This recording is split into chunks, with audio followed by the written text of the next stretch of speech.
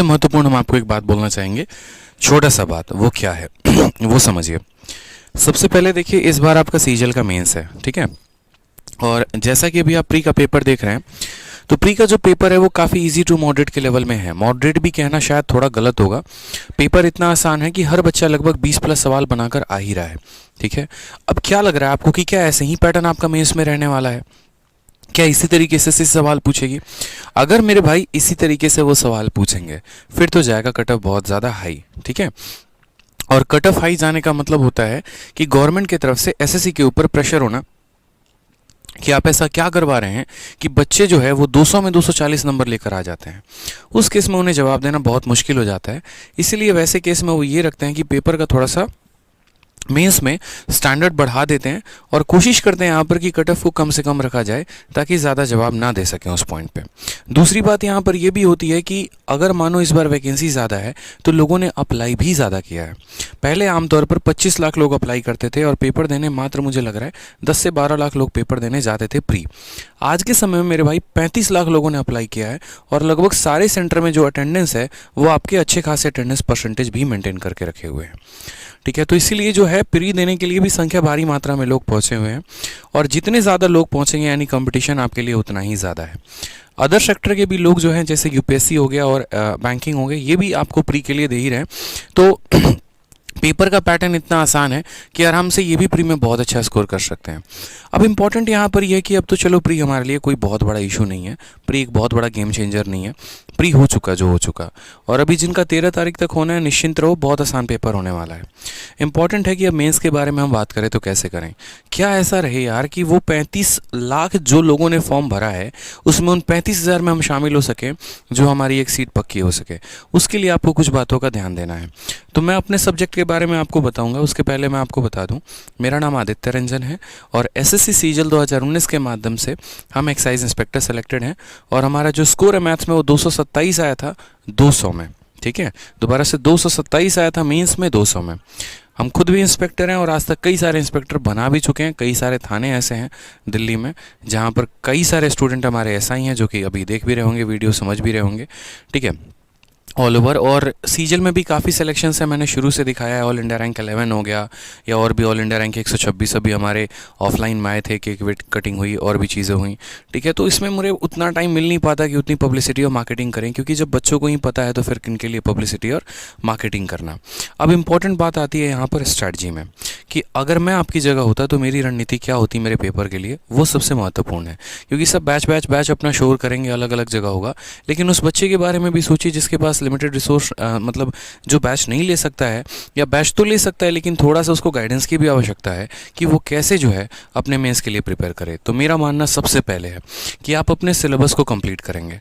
आप में से बहुत ऐसे बच्चे होंगे जो प्री देने गए तो हैं, आधे अधूरे सिलेबस के साथ गए हैं। किसी का ज्योमेट्री इनकम्प्लीट है, किसी का अलजेब्रा इनकम्प्लीट है, किसी ने बस 50 दिन 50 मैराथन से काम चला लिया कि भैया जैसे तैसे हमारा प्री निकलवा दो, मेंस तो हम बाद में देख ही लेंगे।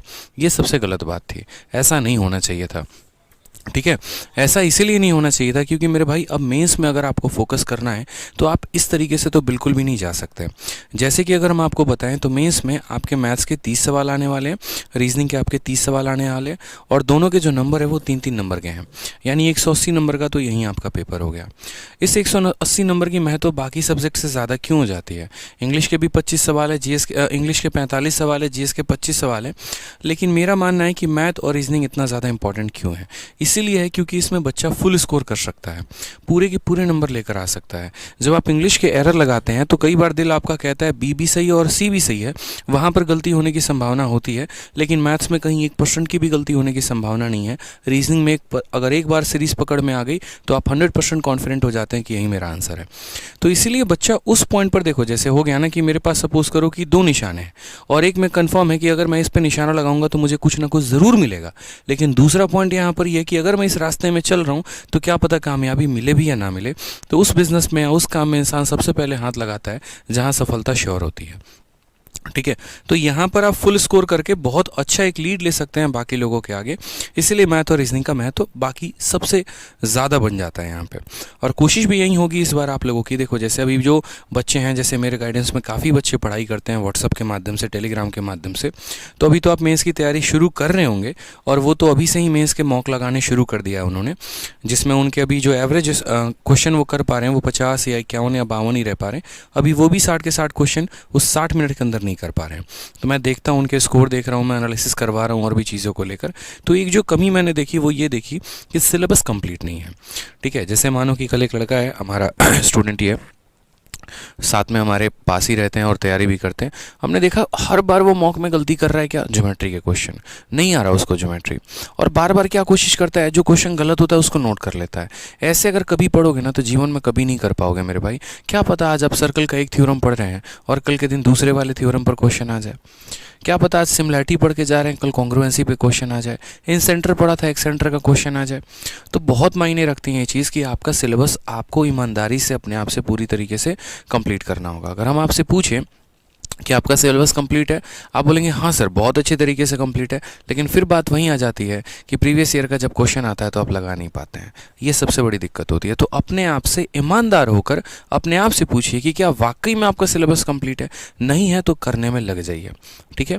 दूसरी बात यहाँ पर क्लियर कंसेप्ट, ये भी बहुत महत्वपूर्ण है। बहुत बार हमने ये भी देखा है कि बच्चों को कहते हैं मॉक दो, वो दे रहे हैं, एक्स मान के कर रहे हैं, वाई मान के कर रहे हैं, पता नहीं क्या तरीका अपना रहे हैं, कुछ ने तो फॉर्मूला ही रट रखा है, कुछ ने कुछ कर रखा है। और वहीं पर दिक्कत आ जाती है जब मैं इसमें सवाल थोड़ा सा ट्विस्ट हो जाता है। जैसे अभी ऑफलाइन में मैं ट्री को पढ़ा रहा हूँ। अब ऑफलाइन में जब मैं ट्री को पढ़ा रहा हूँ तो वहाँ पर 2021 में इसके लगातार 2 दिनों से सिर्फ वही क्वेश्चंस हो रहे हैं। आपको भी पता है कि 2021 में इसमें ट्रिग्नोमेट्री एक अच्छे लेवल का पूछा गया था। एक 2017 का मेंस था और एक 2021 का मेंस था। अब जब हम बच्चों को वो क्वेश्चन करवाते तो बहुत अच्छे तरीके से बताते कि देखो तुम इस सवाल को बेसिक से भी बना सकते थे, तुम यहाँ थीटा मानकर 45 भी बना सकते थे, और तुम ट्रिपलेट का कंसेप्ट भी बना सकते थे। लेकिन यहाँ पर थीटा कहाँ लगाना है और 45 कहाँ लगाना है और ट्रिपलेट कहाँ लगाना है ये आपको नहीं पता होगा, वो हम आपको बताते हैं वहाँ पे। उसी से आपका समय बच जाता है, क्योंकि देखो अप्रोच तो कई सारे हैं, लेकिन वो अप्रोच को यूज़ करो ना क्वेश्चन में जिससे समय बच सके। क्योंकि आपके पास जो पेपर में समय होता है ना भाई, फ्रैक्शन ऑफ सेकंड मिलता है आपको सोचने के लिए। एक नज़र सवाल देखा, उसी में अगर आपका क्लिक किया तो ठीक है, नहीं तो भाई जो मेथड आता है वो लगा दोगे। तो मेरा मानना ऐसा है कि शुरू से एक ऐसा अप्रोच रख के चलो जिससे अटेम्प्ट बढ़िया हो सके। नहीं तो हम बता रहे हैं आपके साथ ऐसा होगा पेपर में, डेफिनेट है कि आप सवाल बनाए जा रहे हैं, सारे सवाल भी बन रहे हैं, सही भी बन रहे हैं, लेकिन जब आप मॉक को सबमिट करेंगे ना तो पता चलेगा कि मैथ्स में 30 में मात्र 25 क्वेश्चन आप कर पाए, 5 नहीं कर पाए। आपको शायद ये 5 बहुत महंगा नहीं लग रहा होगा, लेकिन 5 वो इतना महंगा हो जाएगा कि इनकम टैक्स इंस्पेक्टर तो मिलेगा लेकिन चेन्नई में मिलेगा, और अगले साल दोबारा से फॉर्म भरोगे दिल्ली में आने के लिए। ठीक है। जो बच्चे 2020 में, जो बच्चे 2021 में सेलेक्ट हैं, मैं लिखित रूप में कहता हूँ, वो 2022 में भी पेपर दे रहे हैं, और वो इसी वजह से दे रहे हैं कि उनको अपना पोस्टिंग दिल्ली चाहिए, कईयों को अपना होम टाउन चाहिए, कईयों को डिपार्टमेंट बदलना है। ठीक है। तो ये शुरू में तो तब बस नौकरी चाहिए होती है, और बाद में बस क्या चाहिए होता है कि भाई मनपसंद शहर मिल जाए। तो भाई तभी थोड़ा सा 5 नंबर का एफर्ट मान लेते तो शायद 1.5 साल दोबारा से मेहनत करने की ज़रूरत नहीं पड़ती। ये चीज़ें थोड़ी सी लॉन्ग टर्म को लेकर अभी चलोगे ना तो बहुत फ़ायदा है। तो कंसेप्ट क्लियर रहने से आपकी एक्यूरेसी बढ़ती है, अटेम्प्ट बढ़ते हैं। और तीसरा हो जाता है ज़बरदस्त प्रैक्टिस। देखो हर कोई बोलेगा यहाँ से पढ़ लो, वहाँ से पढ़ लो, मेरी ये वीडियो देख लो। ठीक है। आप एक मेंस के एस्पिरेंट से पूछना जो वाकई मेंस की तैयारी करता है, सिर्फ एक ही बात बताएगा कि भाई पढ़ो तुम, अच्छी बात है, सिलेबस कंप्लीट नहीं है तो पढ़ोगे ही पढ़ोगे, लेकिन जो सबसे महत्वपूर्ण काम है ना वो तुम्हारा प्रैक्टिस है। तुम्हारा कलम जितना ज़्यादा चलेगा, तुम जितने ज़्यादा क्वेश्चंस को लगाओगे ना, तुम्हारे कंसेप्ट उतने क्लियर होंगे। मैथ्स वीडियो देखकर तो सीखा ही जाता है, लेकिन उससे कई गुना ज़्यादा बच्चा तब सीखता है जब वो खुद प्रीवियस ईयर के क्वेश्चन को बैठकर बनाता है, जब वो खुद उसको ट्राई करता है। कैलकुलेशन की वीडियो देखने से कैलकुलेशन नहीं सुधरती, कैलकुलेशन करने से कैलकुलेशन सुधरती है। जब आपको दिख रहा है कि ये एवरेज का मेरा क्वेश्चन है, जब आपको दिख रहा है कि मेरा ये कंपाउंड इंटरेस्ट का क्वेश्चन है, और जब 372 को 566 के साथ गुना करना है, और वहाँ पर आप जो है कोई ट्रिक नहीं लगा पाएंगे, कुछ नहीं आएगा। आपका कैलकुलेशन स्ट्रांग है तो आप कर पाएंगे, नहीं है तो नहीं कर पाएंगे। तो कई सारे फैक्टर होते हैं। तो ये मुख्य बात अगर मैं ज़्यादा समराइज़ करके सीधी सी बात बोलूँ तो सिलेबस कंप्लीट अपना रखो, कंसेप्ट क्लियर रखो, प्रैक्टिस ज़बरदस्त करो। ठीक है। इसके बाद मेरे भाई जो है और क्या क्या बातों का ध्यान देना है, देखो वीडियो को लाइक करते रहो भाई, 5000 लाइक पहुंचा ही दो। ठीक है। इसके अलावा अगर हम बात करते हैं यहाँ पर, तो जो एक स्टूडेंट है जो मेंस की तैयार है उसे क्या क्या और करके जाना चाहिए, तो 2020 से लेकर 2022 तक सभी क्वेश्चंस को आप लगा के जाइए। एसएससी में जितने पेपर पूछे गए हैं, खासकर की अगर हम बात करते हैं तो सीजीएल हो गया, ठीक है, आईसीएआर आपके लिए बहुत इंपॉर्टेंट है, ठीक है, आईसीएआर का पेपर हो गया, सिलेक्शन पोस्ट फेज 9 और फेज 10। हम आपको सीएचएसएल एमटीएस के क्वेश्चन लगाने को नहीं कह रहे हैं, हम सीपीओ का क्वेश्चन नहीं कह रहे हैं आपको, हम ये कह रहे हैं कि फेज 9 फेज 10 में मेंस लेवल के क्वेश्चन पूछे गए हैं उसे लगा के जाइएगा, आईसीआर के क्वेश्चंस लगा के जाइए। दूसरी बात, अपने रिसोर्सेज को काफ़ी ज़्यादा लिमिटेड रखना, आज से ही अपना बना लेना कि भाई मुझे ये और ये और ये और ये ख़त्म करना है अपने पेपर के पहले, ना इससे मुझे ज़्यादा करना है ना मुझे इससे कम करना है। समय बच गया रिवीजन करने के बाद और समय बच गया तो मैं कुछ एक्स्ट्रा करूँगा, लेकिन मुझे उसके अलावा कुछ और नहीं करना। तीसरा, यहाँ पर जिन चीज़ों को आप पढ़ेंगे आप उसे मल्टीपल रिवीजन करेंगे। ज्योमेट्री में 40 आइडेंटिटी पढ़ते हो ना, वो ज़रूरी नहीं है, लेकिन 10 आइडेंटिटी को 4 बार पढ़ लोगे ना, वो बहुत ज़रूरी है, क्योंकि उसे कभी नहीं भूल पाओगे। बच्चा मास पॉइंट, ज्योमेट्री और पता नहीं अंट संट इतना पढ़ लेता है, बेचारा लगा नहीं पाता है। मैं बोलता हूँ पढ़ते क्यों हो फिर तुम? जो बाकी चीज़ें क्या उस पर सवाल नहीं बनते हैं, ये बताओ पहले। फालतू की चीज़ें तो मेरे लिए भी पढ़ाने को बहुत है यार। अब मैं कैट लेवल में घुस जाऊँ, अगर मैं बैंकिंग लेवल में घुस जाऊँ जो मैं 2018 में पढ़ाता था, तो अगर उस लेवल में अगर मैं आ जाऊँ तो फिर तो चीज़ें और ही हो जानी है। लेकिन क्या फ़ायदा है, क्या उससे आपका सिलेक्शन होगा? मेरा मानना ये है कि अगर लिमिटेड रिसोर्सेज के साथ बच्चा परफॉर्म कर सकता है, क्योंकि यार मेरे को तो पढ़ाने के लिए मैथ्स ही पढ़ाना है ना, लेकिन आपको तो पढ़ने पे चारों सब्जेक्ट पढ़ने हैं। अब हम मैथ्स में इतना पढ़ा देंगे, हम ज्योमेट्री 1 साल पढ़ा देंगे बताइए, और इतना पढ़ा देंगे कि आपको लगे अरे सर क्या ही है। लेकिन इंपॉर्टेंट वो तो नहीं है, इंपॉर्टेंट ये है कि मुझे एक सब्जेक्ट पढ़ाना है लेकिन बच्चे को 4 सब्जेक्ट पढ़ना है, तो उसको अपने चारों सब्जेक्ट पर ध्यान देना पड़ेगा, तभी वो सिलेक्शन ले पाएगा। तो रिसोर्स को लिमिट नहीं रखोगे तो दिक्कत बहुत ज़्यादा आने वाली है, ठीक है, और रिवीजन भी करते रहना है। और जो दूसरा पॉइंट रहेगा वो ये रहेगा मेरे भाई, रीजनिंग प्लस मैथ का कंबाइंड प्रैक्टिस। आपको लग रहा होगा कि यार ठीक है खाली मैथ्स का कंबाइंड प्रैक्टिस कर लेते हैं, नहीं, आप भूल रहे हैं कि आपका सेशन 1 जो है 60 मिनट का है, और उसमें 30 क्वेश्चन, जैसे अभी आपके 25 के आपके मॉड्यूल रहते हैं, वैसे 30 मैथ और 30 रीजनिंग रहने वाला है। अगर आपने कंबाइंड प्रैक्टिस करना शुरू नहीं किया तो ये भी बहुत दिक्कत आने वाली है।